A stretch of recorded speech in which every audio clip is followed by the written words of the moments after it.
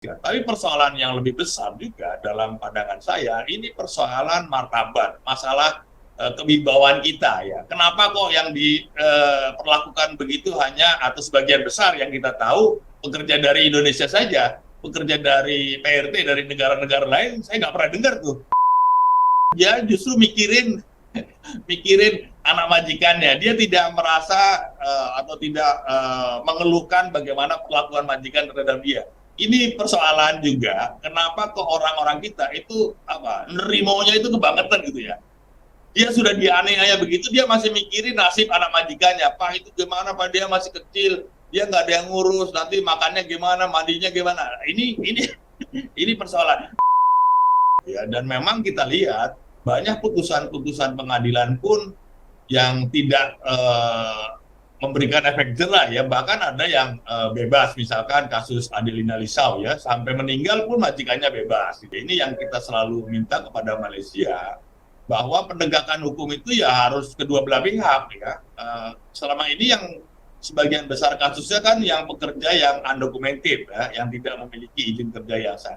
Sementara majikannya yang sebetulnya menurut undang-undang Malaysia pun dia juga melanggar undang-undang keimigrasian itu hampir-hampir tidak pernah dilakukan penindakan ya.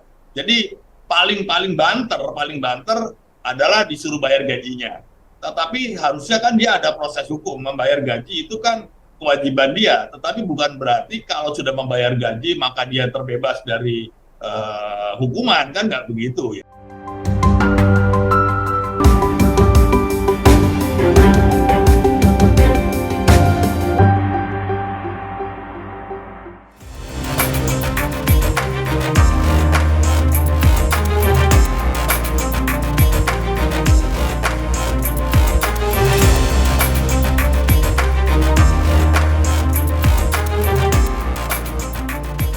Baik, halo Tribuners dan juga pembaca harian Surya, selamat datang kembali di sesi wawancara eksklusif, dan kali ini bersama saya Cindy yang akan mendampingi dalam waktu beberapa menit ke depan. Dan sekarang Tribuners, di sini saya akan membahas tentang seorang PRT, seorang WNI yang bekerja sebagai PRT dan kembali mendapat kekerasan dan eksploitasi yang kali ini dialami oleh WNI asal Banyuwangi, Jawa Timur yang bekerja di Malaysia.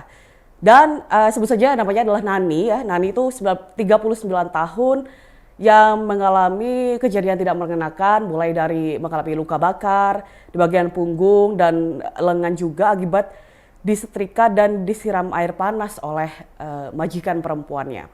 Baik, dan kedua matanya pun juga terlihat lebam akibat pukulan dari majikan. Selain itu juga gajinya tidak dibayar sejak bekerja pada Maret 2022.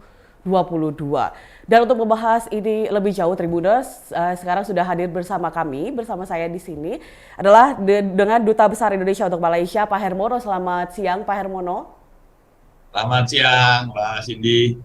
Baik, Pak Hermono, ini kita langsung saja ya Pak ya, untuk dari atas kasus yang dialami oleh PRT yang sebut saja namanya Nani ini, itu bagaimana sikap dari pihak pemerintah Indonesia melihat adanya sekali lagi kasus kekerasan PRT di Malaysia yang bukan pertama kali terjadi? Ya.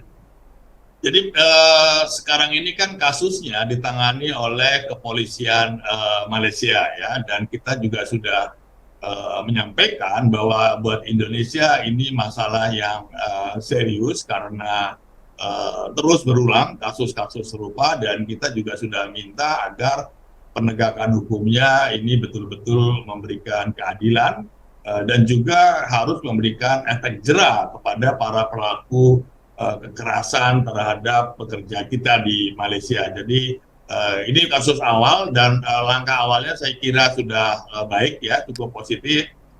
Majikan sudah ditahan, dan saya juga minta tidak hanya majikan yang perempuan saja yang dituduh, tapi juga majikan yang laki-laki, meskipun dia tidak melakukan kekerasan secara langsung, setidak-tidaknya dia melakukan pembiaran terjadinya penyiksaan terhadap warga negara kita. Jadi ini juga saya minta untuk ditutup juga. mudah-mudahan ini akan menjadi titik awal penegakan hukum yang lebih serius ya, karena yang kita lihat selama ini banyak sekali kasus-kasus yang putusan pengadilannya itu tidak memberikan rasa keadilan buat kita ya. Jadi ini kita akan ikuti terus lah ya bagaimana proses penegakan hukum terhadap para pelaku ini. Baik, jadi yang melakukan kekerasan itu adalah majikan perempuan seperti itu ya Pak ya. Cuman Ya, eh, menurut pengakuan kami. baik, dan juga majikan laki-laki ataupun anaknya pun ada di lokasi ketika terjadi penganiayaan itu, tapi tidak melakukan apa-apa seperti itu ya Pak. Dan itu akan sudah dituntut kah dari? Saya sudah sampaikan ini kepada Mhm, kepolisian, mhm. tetapi menurut pihak kepolisian di Malaysia yang menangani kasus ini, pihak majikan laki-laki ini tidak ditahan karena ada anaknya yang masih di bawah umur, ada yang paling kecil itu umur 5 tahun. Jadi atas pertimbangan tidak ada yang menjaga anaknya, maka majikan laki-laki tidak ditahan, tetapi akan dituntut juga karena anaknya itu yang paling besar umur 15 tahun, ya ada 4 anaknya. Oh ya, baik-baik. Pak, dan ketika mendengar tentang kekerasan terhadap PRT ya, yang WNI yang bekerja di luar sebagai PRT, itu mostly kebanyakan itu memang terjadinya di Malaysia, Pak. Dan itu seperti apa ya, Pak? Maksudnya bagaimana itu bisa terjadi, sering sekali terjadi di Malaysia, Pak? Ya, ini yang saya juga pertanyakan ya, kenapa kok kasus-kasus seperti ini, kasus eksploitasi, gaji tidak dibayar sampai ada yang 19 tahun juga nggak dibayar gitu ya. Dan semuanya ini melibatkan orang-orang yang cukup berada dan orang-orang yang terhormat gitu ya di sana. Jadi saya melihat bahwa ada kemungkinan semua ini terjadi berulang-ulang disebabkan karena ada yang saya sebut sebagai superiority complex. Ada orang sikap orang sebagian orang Malaysia yang menganggap ala ini pekerja Indonesia, udahlah nggak usah di ini gitu ya. Jadi ini sikap melecehkan ya, sikap merendahkan. Dan juga yang saya perhatikan majikan-majikan itu meskipun di Malaysia pun sudah saya expose berulang kali, tetap saja terjadi ya. Mungkin ini juga karena mereka juga mungkin nggak takut juga atas konsekuensi hukumnya gitu ya, karena ini selalu berulang gitu ya, dan memang kita lihat banyak putusan-putusan pengadilan pun yang tidak memberikan efek jerah ya, bahkan ada yang bebas, misalkan kasus Adelina Lisau ya, sampai meninggal pun majikannya bebas gitu. Ini kan akhirnya tidak memberikan efek jerah gitu. Ini yang kita selalu minta kepada Malaysia, bahwa penegakan hukum itu ya harus kedua belah pihak ya. Selama ini yang sebagian besar kasusnya kan yang pekerja yang undocumented ya, yang tidak memiliki izin kerja yang sah. Dan ini selalu yang menjadi titik awal kenapa pekerja kita ini dipersalahkan ya. Jadi kamu ilegal gitu. Sementara majikannya yang sebetulnya menurut undang-undang Malaysia pun dia juga melanggar undang-undang keimigrasian itu hampir-hampir tidak pernah dilakukan penindakan ya. Jadi paling banter adalah disuruh bayar gajinya. Tetapi harusnya kan dia ada proses hukum, membayar gaji itu kan kewajiban dia, tetapi bukan berarti kalau sudah membayar gaji maka dia terbebas dari hukuman, kan nggak begitu ya. Jadi ini yang menjadi persoalan kenapa tidak ada efek jerah. Sebagian besar kasusnya adalah kalau sudah gajinya dibayar maka majikannya bebas. Ini yang menjadi persoalan kita. Yang tidak bayar itu kan kalau pas ketahuan oleh kita. Kalau nggak ketahuan kan mereka ada yang 10 tahun, 12 tahun, 17 tahun, bahkan terbaru 19 tahun nggak dibayar. Nah, ini yang menjadi persoalan saya kira ya. Iya, baik. Dan itu menangani hal itu seperti apa Pak pihak dari pemerintah menyikapinya untuk Ya, ini juga antisipasi terjadi lagi? ya kita akan inilah ya, dan kita harus berani bersikap tegas juga ya. Tidak bisa kita terus berdiam diri, kejadian seperti ini berulang terus. Ini kan persoalan satu, dia persoalan kemanusiaan ya. Bagaimana orang dipekerjakan dengan dieksploitasi, tidak dibayar. oleh negara lain ya. Itu satu persoalan kemanusiaan. Tapi persoalan yang lebih besar juga dalam pandangan saya ini persoalan martabat, masalah kewibawaan kita ya. Kenapa kok yang diperlakukan begitu hanya atau sebagian besar yang kita tahu pekerja dari Indonesia saja, pekerja dari PRT dari negara-negara lain saya nggak pernah dengar tuh, nggak pernah dengar ada muncul di media kasus pekerja dari Filipina dianiaya ataupun tidak dibayar gajinya, saya belum pernah dengar. Yang selalu terjadi adalah warga negara Indonesia. Ini kan menjadi pertanyaan besar. Kenapa yang mengalami kasus seperti ini hanya warga negara Indonesia? Apakah lalu kalau orang Indonesia itu boleh dilecehkan, boleh dianiaya, boleh tidak dibayarkan? Nggak begitu mestinya. Kita juga harus punya martabat dong. Kita harus punya harga diri bangsa. Kenapa warga kita diberlakukan demikian terus? Ini menjadi persoalan yang saya kira harus didalami secara serius dan membuat suatu kebijakan respon yang juga tepat. Kita tidak bisa membiarkan begini terus gitu kan. Setiap hari ada aja laporan. Kemarin baru saya naikkan ke media, sudah ada laporan kasus serupa, hanya kejadiannya di Johor. Jadi ini sama sekali tidak ada efek jera ya. Kenapa orang Malaysia sebagian ya, tapi cukup banyak juga ya, selalu memperlakukan pekerja dari Indonesia kok seperti ini, sementara pekerja dari negara lain tidak diperlakukan seperti yang mereka perlakukan terhadap pekerja kita. Ini yang saya kira harus menjadi pertimbangan serius lah ya. Baik, tadi Pak Hermono menyebutkan bahwa beberapa pekerja migran dari kita yang mengalami kekerasan itu adalah yang ilegal atau tidak resmi gitu.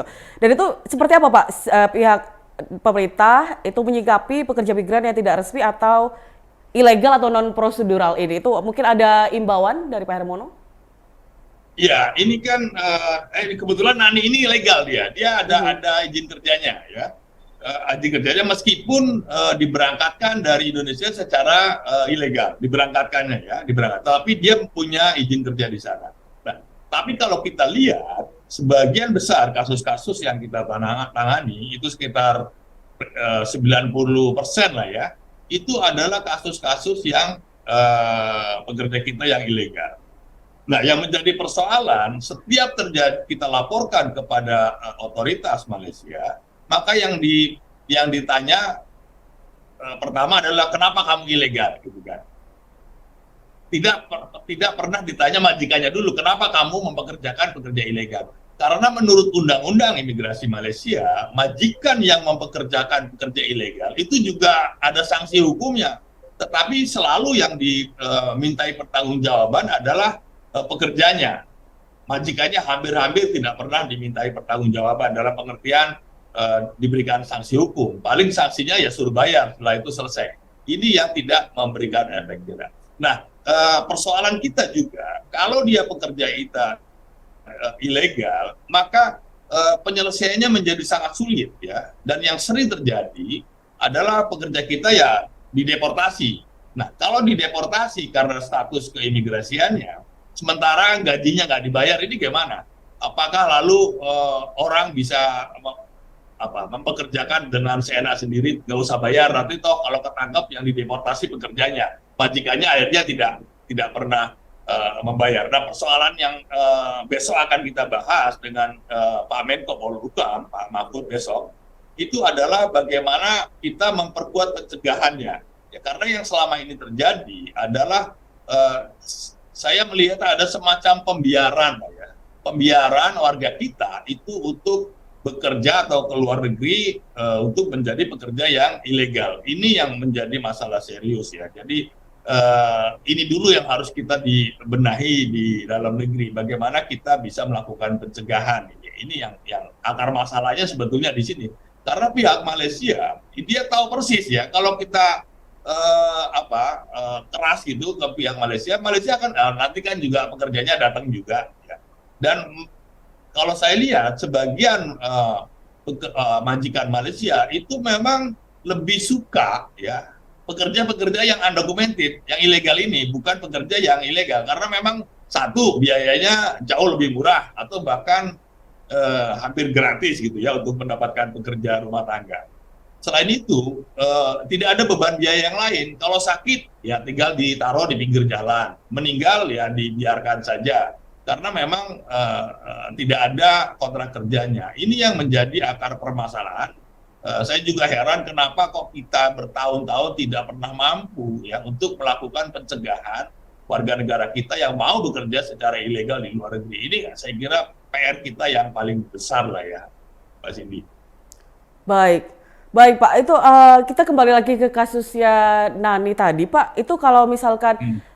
sesuai sama yang dikasih tahu sama Pak Hermono tadi, apakah berarti apa majikan perempuannya itu hanya diproses hukum karena kasus penganiayaannya, tapi bukan karena dia mempekerjakan maaf, Nani itu maksudnya sudah memiliki izin bekerja ya, Pak ya? Ya, dia ada. Saya lihat ada visa kerjanya. Baru keluar bulan Maret kemarin. Jadi selama 1 tahun dia kerja ilegal juga. Karena visa kerjanya baru keluar bulan Maret kemarin.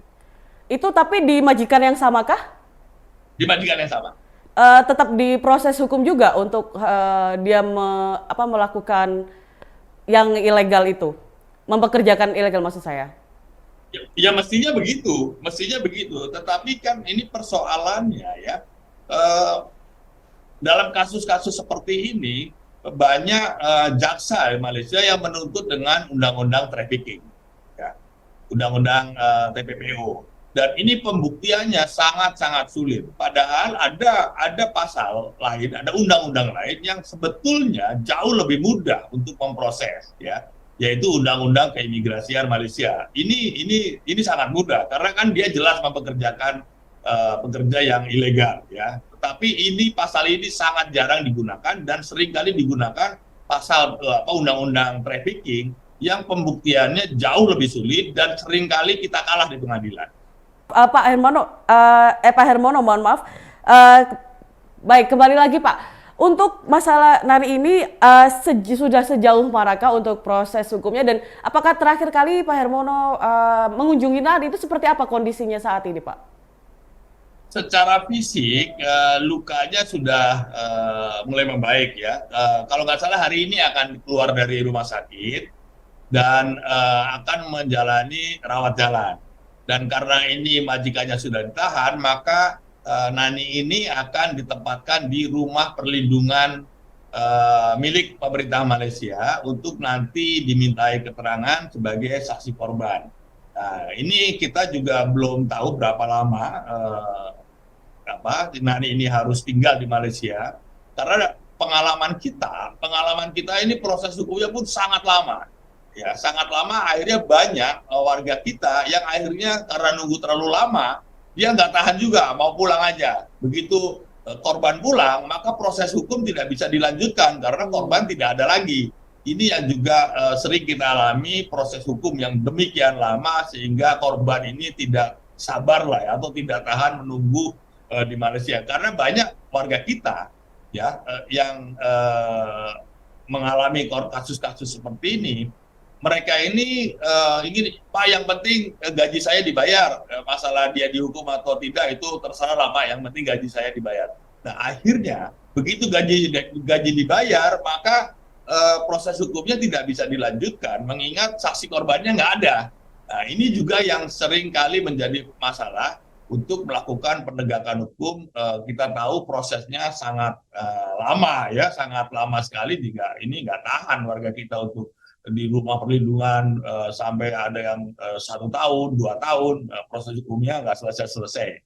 Ini juga persoalan ya. Jadi warga kita, udah Pak, yang penting saya gajinya dibayar, saya mau pulang saja Pak. Toh kalau majikan dihukum atau tidak itu bukan urusan saya. Ini juga persoalan. Ya. Nah ini yang juga sudah kita sampaikan, bahwa proses hukum yang terlalu lama ini menyebabkan penegakan hukum ini menjadi sulit ya. Membuat proses hukum itu begitu lama, Pak? Ya, ini yang menjadi persoalan. Mungkin yang kemarin belum yang kasus yang sempat ramai juga diangkat oleh BBC ya, BBC Indonesia, kasus Marian Jacobu ya. Itu kejadiannya itu 2018 atau 2018. Itu proses hukumnya 5 tahun terhenti. Ya. Baru setelah kita sampaikan lagi ini kenapa angkat lagi, tanyakan kenapa berhenti, baru diangkat lagi, dimulai lagi. Ya, jadi bisa dibayangkan bahwa proses hukum 5 tahun pun belum selesai juga. Ini kan menjadi persoalan ya. Kalau prosesnya itu terlalu lama, Maria Cengkobo itu dia harus menunggu itu 5 tahun loh proses hukumnya dan sampai sekarang belum selesai. Baru dimulai lagi setelah 5 tahun. Itu pun karena kita pertanyakan lah kepada kejaksaan di sana, kenapa ini kok lama sekali? Ini yang begini-begini ini saya tidak tahu. Apakah memang ini buat mereka tidak dianggap sebagai kasus yang serius, ya, sehingga tidak menjadi prioritas, ya, atau apa? Saya pun nggak ngerti juga, ya. Apakah ini ada unsur kesengajaan, ya, atau apa? Ini juga jadi persoalan, ya. Dari data Pak Hermono itu berapa yang sudah terdata di KBRI jumlah PMI pekerja migran ilegal di Malaysia? Ya, kalau kita lihat data statistik yang legal, ya, itu seluruh Malaysia itu ada di 425 ribuan yang legal, ya, yang punya izin kerja. Tetapi kalau yang ilegal tentu kita nggak tahu jumlahnya. Nah, namun demikian perkiraan saya yang ilegal itu minimal itu ada di 1,3 jutaan. Itu perkiraan saya. Jauh Dan sekali ya Pak biasanya, perbandingannya. iya besar sekali. Iya besar sekali. Karena itu setelah COVID. Data sebelum COVID, yang ilegal itu jauh lebih besar. Karena yang ilegal ini selama COVID kan dia nggak ada pekerjaan, banyak yang pulang. Tetapi yang pasti jumlah yang ilegal itu jauh lebih besar, mungkin empat kali lipat lah ya dari yang ilegal. Ini juga menjadi akar permasalahan. Dan kenapa ini terjadi? Karena pencegahannya di dalam negeri yang nggak jalan. Semua yang berangkat ke Malaysia itu pasti ngakunya mau berwisata. Ini kan nggak masuk akal. Bagaimana orang dari NTT, dari kampung ya, atau dari Banyuwangi, dari kampung, tiba-tiba saya mau berwisata ke Malaysia. Mbak Cindy berwisata ke luar negeri juga belum tentu kan? Belum pernah Pak, mohon maaf. Nah itu dia, jangan Mbak Cindy, saya pun nggak pernah berwisata ke luar negeri. Tetapi bagaimana orang dari kampung-kampung, dari pelosok-pelosok desa, tiba-tiba mau berwisata ke luar negeri, ya dibiarkan saja. Padahal kan ini harusnya tahu bahwa pasti akan bekerja secara ilegal kan. Ini yang menjadi akar masalah. Kenapa pencegahan nggak jalan. Semua yang saya wawancara, semua waktu buat di proses di imigrasi, waktu bikin paspor, itu pasti bilangnya mau berwisata. Tapi ini kan sebetulnya kita bisa mudah dengan membedakan dengan mudah. Mana sih orang yang mau berwisata beneran, ya, atau orang yang mau bekerja di luar negeri secara ilegal. Apakah demikian sulit membedakan mana wisatawan yang asli?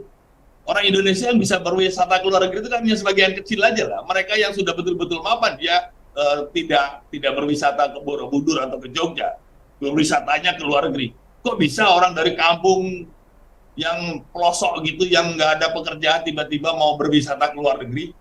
Kok didiemin aja? Kalau saya lihat dokumen permohonan pasportnya, di situ ditulis tujuan ke Malaysia. Waktu itu tujuannya ke Singapura sebetulnya. Tujuan ke Singapura adalah berwisata. Ada tuh ditulis di imigrasi, ditulis kenapa Anda ngapain Anda mau ke Singapura, mau berwisata. Kok ya percaya aja tuh. Kok bisa percaya aja berwisata lalu dikasih paspor. Ini kan menjadi persoalan ya, menjadi persoalan seolah-olah tidak ada upaya untuk bagaimana melindungi warga kita, dibiarkan saja berangkat secara ilegal dan akhirnya menjadi masalah.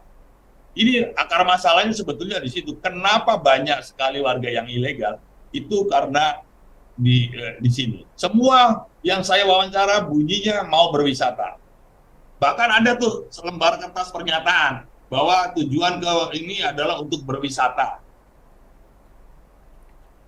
Baik. Ini Baik. kan, Baik Pak Hermono, itu memang menjadi apa ya PR besar ya Pak Hermono ya. iya, PR besar, tapi kan itu PR yang ada di dalam negeri, pencegahan. Iya, Saya ini betul. kan bukan apa ya, sekarang saya tidak bilang tukang cuci piring, saya tukang cuci wajan aja. Wajan yang udah hitam itu, susah sekali bersihinnya itu kan. Tapi kalau di dalam negeri, ya terserah siapalah yang bertanggung jawab, saya tidak melaksanakan pencegahan ini dengan baik, maka kasus ini akan terus berulang sampai nggak tahu sampai kapan. Jadi ini yang akan saya bahas juga dengan Pak Menko Polhukam besok ya, membahas masalah ini. Kenapa kok ini berlarut-larut tidak pernah selesai? Apa sih soalnya? Apa sih susahnya? Gitu. Baik, Pak Hermono, ini secara garis besar Pak, untuk rata-rata kasus yang terjadi terhadap PMI di Malaysia itu apa? Apakah penganiayaan atau seperti apa? Dan ketika sudah terekspos nih Pak, sudah ketahuan ya, itu seperti apa saja bentuk pendampingan yang dilakukan Pak? Iya, kalau kita lihat kasusnya, itu sebagian besar itu adalah gaji tidak dibayar, sebagian besar. Tetapi di luar itu juga kasus-kasus ikutannya, misalkan dia bekerja melampaui jam kerja, ya sampai lebih dari 15 jam, ya tidak boleh berkomunikasi, tidak boleh keluar rumah, ya tidak ada hari istirahat, hari libur dan lain-lain.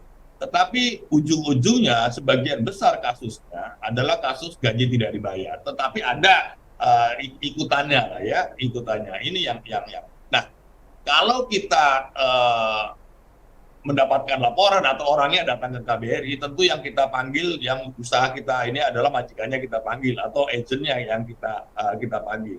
Ada yang kooperatif, tetapi banyak juga yang tidak mau membayar gitu. Bahkan ada beberapa kasus dengan enak saja mereka menjawab, loh kenapa saya harus membayar? Kan dia sudah saya kasih makan, sudah saya kasih tempat tinggal, kenapa saya harus bayar? Ini kan sangat melecehkan sekali gitu ya. Dan ini buat saya ini sangat menyakitkan ya. Kok sebegitu rendahnya mereka memandang PRT kita, seolah-olah kalau sudah dikasih makan dan sudah dikasih tempat tinggal itu tidak ada kewajiban untuk membayar. Ini yang menjadi persoalan bagaimana cara pandang sebagian besar orang Malaysia ya. Itu sebabnya ada kasus yang 10 tahun, 12 tahun, 19 tahun nggak dibayar karena mereka menganggap kalau sudah dikasih makan, kalau sudah dikasih tempat tinggal, itu sudah tidak ada kewajiban untuk membayar. Ini yang menjadi persoalan. Kok mereka memandang itu hanya kepada pekerja Indonesia, tidak kepada pekerja PRT dari Filipina misalkan, atau yang dari negara lain. Ini kan menjadi tanya besar. Kenapa ada orang-orang Malaysia yang cara pandangnya seperti itu terhadap PRT dari Indonesia? Ini saya kira hal yang serius ya, karena ini tidak terjadi terhadap PRT dari negara lain.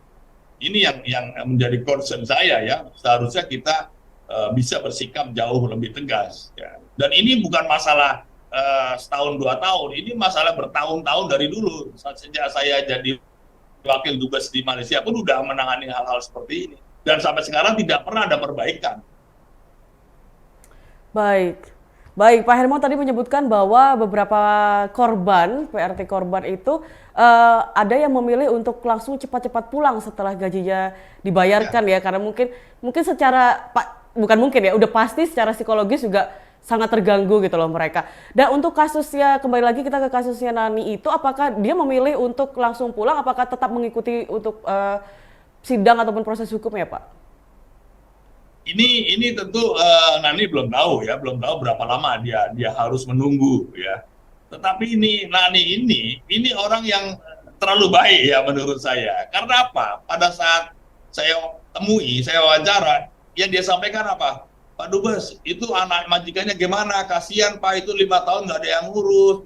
Dia justru mikirin anak majikannya. Dia tidak merasa atau tidak mengeluhkan bagaimana perlakuan majikan terhadap dia. Ini persoalan juga. Kenapa kok orang-orang kita itu nerimonya itu kebangetan gitu ya. Dia sudah dianiaya begitu, dia masih mikirin nasib anak majikannya. Pak itu gimana Pak, dia masih kecil, dia nggak ada yang ngurus, nanti makannya gimana, mandinya gimana. Ini persoalan. Dan banyak juga kita temui. Ya udahlah Pak, digaji segini nggak apa-apa Pak, yang penting saya bisa cepat pulang, mungkin rezeki saya cuma sampai di sini. Nah kalau yang begini-begini kita ini juga sukar untuk menahan, karena kita paham juga mereka di shelter KBRI itu ya, di shelter menunggu proses penyelesaian itu ada yang sampai 2 tahun nggak selesai. Nah kalau sudah begini akhirnya mereka udahlah Pak, daripada saya nunggu kelamaan nggak jelas kapan selesainya, saya pulang saja. Nah, kalau udah begitu kita juga susah menahan, akhirnya gajinya nggak dibayar. Jadi ada semacam apa ya, modus kalau nggak salah kalau menurut saya ya. Majikan-majikan itu memang tidak kooperatif dengan dia tahu kalau berlama-lama majikannya pun apa pekerjanya pun akan pulang juga. Jadi dia nggak harus bayar. Ini yang menjadi persoalan ya. Jadi ada semacam apa yang sistemik begitu ya, modus-modus yang saya dalami selama ini. Jadi ini yang selalu menjadi persoalan kita.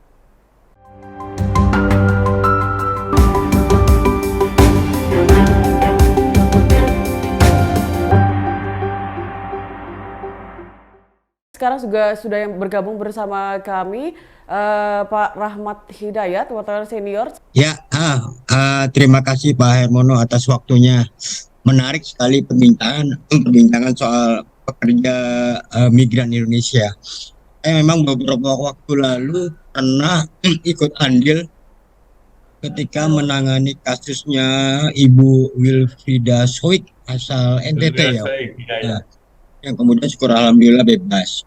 Nah, yang saya ingin tanyakan ya Pak Hermono, ada nggak sih kemudian PMI kita yang kemudian yang kemudian dideportasi dari Malaysia ke Indonesia, ya itu yang menjadi faktornya seperti apa?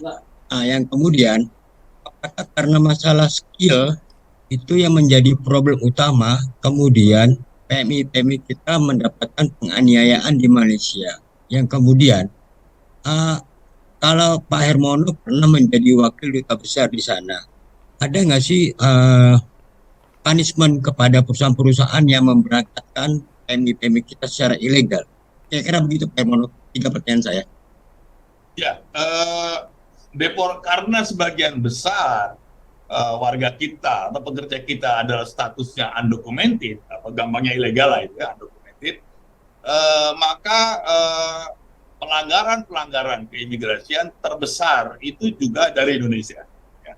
Sekarang ini warga kita yang di depo imigrasi, ya, yang ditahan di imigrasi itu ada sekitar 4.000-an ya, yang ada di depo imigrasi. Nah kita memang itu secara ini memulangkan juga. Belum lama 2 minggu lalu juga kita pulangkan, kita charterkan pesawat.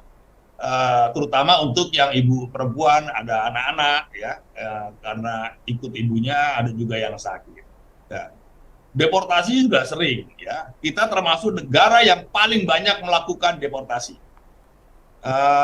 Tahun ini itu sekitar 5.000 yang sudah dideportasi.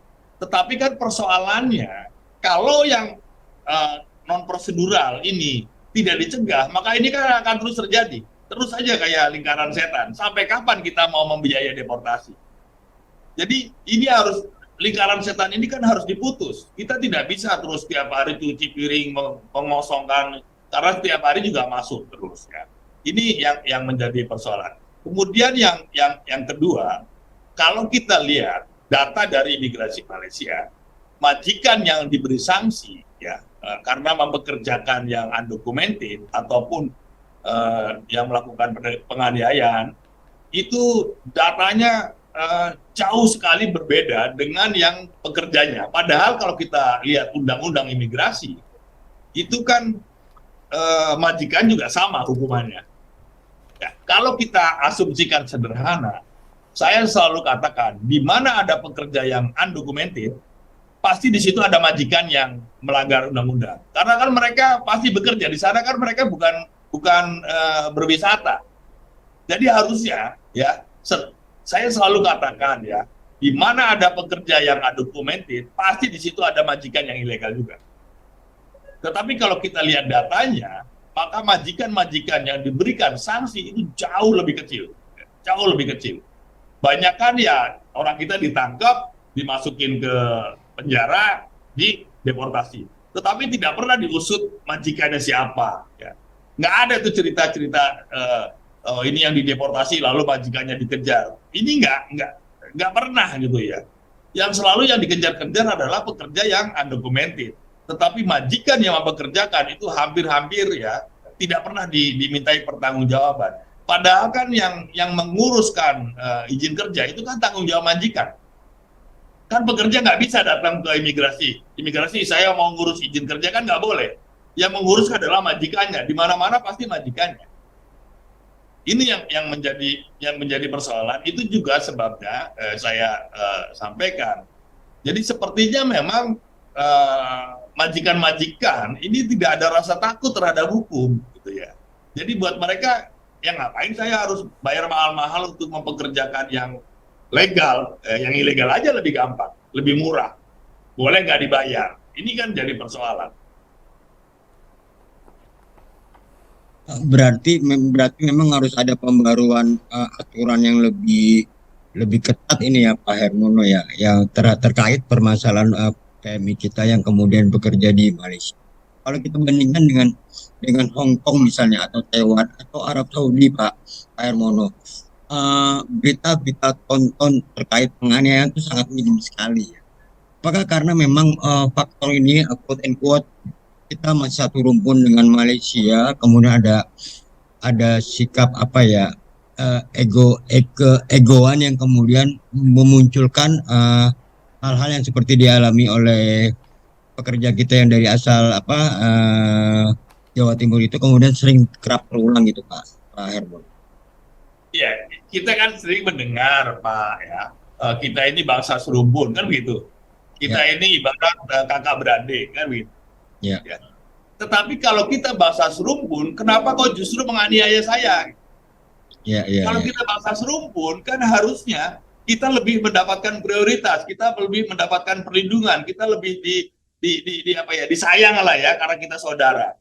Tetapi kenapa kok yang bangsa serumpun justru lebih lebih dieksploitasi, dianiaya dibandingkan dengan yang tidak serumpun? Ini kan menjadi pertanyaan juga. Kalau ya, saya dengan Pak Rahmat, kita saudara serumpun, kan kita harus saling menjaga dong, Pak. ya, betul. Bukan saling mengeksploitasi. Atau bukan justru Pak Rahmat mengeksploitasi saya atas nama bangsa serumpun.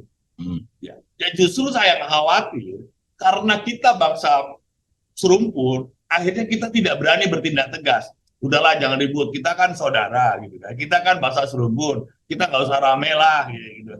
Tetapi kalau warga kita lalu dieksploitasi terus, diperlakukan begitu, apa ya kita harus diam saja atas nama karena bangsa serumpun? Ya, ya. Pak Hermono, ini perlu dipertegas. Mungkin publik juga akan tahu, apakah kemudian mereka PMI ini yang kemudian dinyatakan ilegal di Malaysia datang ke Malaysia secara resmi, kemudian dinyatakan ilegal di sana, atau kemudian mereka masuk melalui jalur-jalur tikus. Kita ketahui di beberapa provinsi di Indonesia itu banyak sekali jalur-jalur tikus. Apa kemudian PMI-PMI yang kemudian dinyatakan ilegal di Malaysia bisa ke Malaysia dengan cara seperti itu, Pak? Jadi ini yang menjadi persoalan ya. Selalu argumentasinya adalah banyak jalur tikus sehingga kita sukar menjaga, kan begitu. Ini kan argumentasi klasik. Tetapi kalau kita lihat data yang katakanlah yang ada di shelter KBRI yang kita tahu pasti ya, sebetulnya sebagian besar sekitar 80% mereka masuk Malaysia itu bukan lewat jalur tikus, melewat bandara, melewat pelabuhan, dia punya paspor. Jadi bukan jalur tikus. Yang jalur tikus itu kecil saja, itu kan pakai kapal-kapal kecil ya, yang kalau yang di Malaysia, ataupun kalau yang di Sabah Sarawak itu ya nyebrang gitu ya. Tetapi yang paling banyak masalah yang kita tangani, data yang kita punya adalah mereka yang masuk melalui jalur resmi ya. Sebagai contoh termasuk si Nani ini, dia masuknya berangkatnya dari Sutal. Oh gitu ya. Nah, sebagian besar kasus yang kita tangani masuknya itu dari jalur resmi, lewat bandara atau lewat pelabuhan yang mereka punya paspor juga gitu ya. Kalau yang jalur tikus itu kecil, Mas. Iya ya, kecil ya. Jangan lalu kita itu jalur tikus, kita susah jaga lalu kita diam saja. Lah yang paling sebagian besar bukan jalur tikus kok. Jalur resmi kok. Jadi jangan sampai kita dikaburkan, itu jalurnya tikus kita susah. Bukan itu kan argumentasi untuk mencari pembenaran mereka-mereka yang bermain di bidang ini. Itu pembenarannya selalu begitu. Kita tahu datanya tidak seperti itu. Yang berangkat lewat Batam, berangkat lewat Sutal, berangkat lewat Juanda, itu setiap hari banyak itu. Berangkat lewat Dumai. Itu banyak. Gitu ya. Nggak Ya, ya. sebanding dengan yang lewat jalur tikus, lewat kapal-kapal kecil itu. Itu nggak seberapa yang jalur kecil itu, yang jalur tikus itu. Pak Dubes, ini kembali ke soal kasusnya Nani. Pak Dubes, apakah kemudian KBRI atau pemerintah sudah berkomunikasi dengan perusahaan yang memberangkatkan Ibu Nani terkait ini? Ya, jadi kita sudah panggil perusahaan di Malaysia ya, tapi dia nggak mau datang ya. Ya. Dan saya sudah minta kepada petugas kepolisian Malaysia agar dia juga dipanggil karena dia bisa dikenakan pasal trafficking. Kenapa? Karena dia mendatangkan orang ya pada saat Malaysia itu masih tertutup karena COVID kan belum boleh masuk. Di Indonesia juga harusnya kalau Indonesia ngirim tuh perseorangan ya, calo-calo perseorangan. Ya ini juga harusnya nggak dikejar juga karena ini jelas melakukan pelanggaran. Kalaupun bukan dengan undang-undang trafficking ya, itu bisa dikenakan dengan undang-undang 18 2017 mengenai perlindungan pekerja migran. Orang perseorangan dilarang memberangkatkan. Ini kan perseorangan di calo-calo ini. Harusnya kan dikejar juga. Persoalan kita juga penegakan hukum di dalam negeri ini masih jauh dari inilah ya. Yang biasanya dikejar-kejar itu kan cuma calo-calonya aja. Itu pun kalau ditangkap, biasanya juga didiamkan juga ya. Sementara jaringannya itu nggak pernah dibongkar. Biasanya kalau calonnya ketangkap udah dianggap selesai. Padahal calon itu kan tidak berdiri sendiri, dia kan punya jaringan. Menggurita. Kasus-kasus yang kita tangani, calon-calon di Jawa kadang-kadang dia punya jaringan di Batam, dia punya jaringan di Dumai, ya. Jadi ini nggak pernah dibongkar. Dan semua calon-calon itu, ya, itu kan juga bekerja sama dengan oknum-oknum di imigrasi dalam pembuatan paspor. Nggak ada yang namanya PNI pergi datang sendiri ke kantor imigrasi, nggak ada tuh ceritanya. Pasti ada yang bawa. Ya. Orang dari kampung berani dia ke imigrasi, Pak imigrasi saya mau buat paspor, mau melancong, pasti ada yang bawa lah. Dan calonnya itu pasti ada hubungan dengan orang dalam lah. Betul. Terima kasih sekali lagi sudah menyempatkan waktunya dan semoga kasus-kasus seperti Ibu Nani ini ke depannya itu sudah tidak menjadi kayak terjadi lagi penganiayaan, di Malaysia lagi. Seperti hal yang jadi biasa gitu loh, biasa kita dengar. Jangan sampai gitu. Semoga kedepannya akan semakin jauh berkurang ya Pak ya. Dan semoga besok juga kita harapkan, baik. Diharapkan dari kita. Besok Pak Menko Pak Mahfud itu akan mengundang rapat khusus dan saya kesini pun karena diundang oleh Pak Mahfud untuk membahas masalah ini. Jadi yang kita perlukan ini ada keseriusan lah ya. Karena ini bukan hanya masalah kemanusiaan, tapi ini buat saya ini lebih kepada masalah martabat bangsa. Sampai kapan kita mau begini terus ya? Kenapa kalau kita tidak? Ini masalah sederhana, buat saya ini masalah sederhana. Bukan masalah yang suka-suka amat ini. Ini bukan masalah bisa atau tidak bisa. Ini masalah mau atau tidak mau. Ini masalah terang benderang kok. Dari dulu polanya sama saja. Tidak ada yang sukar, kita tahu siapa yang bermain, di mana bermainnya, bagaimana bermainnya, itu kan tahu semua. Cuman ini kan nggak ada keseriusan saja. Apakah kita mau begini terus? Ini persoalannya. Ya besok rapat dengan Pak Mahfud ya ini kan masalah pencegahan. Ya terserahlah bagaimana stakeholder yang di dalam negeri melakukan pencegahan. Ya bukan tugas saya melakukan pencegahan. Pencegahan itu kan terjadi di dalam negeri sebelum mereka berangkat. Ya terserahlah mereka nanti Pak Mahfud bagaimana mengatasi masalah ini. Tetapi yang jelas selama pemberangkatan yang non prosedural ini didiamkan saja, maka selama itu pula masalah ini akan terus terjadi. Itu sesederhana itu persoalan. Dan melakukan pencegahan itu bukan masalah sukar. Kita tahu kok modusnya seperti apa. Ini bukan kejahatan yang canggih, enggak. Ini masalah sederhana. Ini masalah akarnya kan masalah permainan inilah. Ya. Kalau nggak ada ini nggak jalan. Ini olinya kan di sini. Baik, betul sekali. Terima kasih banyak Pak Hermono atas waktunya sudah menyempatkan. Baik, dan Tribuners juga terima kasih sudah menonton. Kita akan kembali lagi di wawancara eksklusif selanjutnya.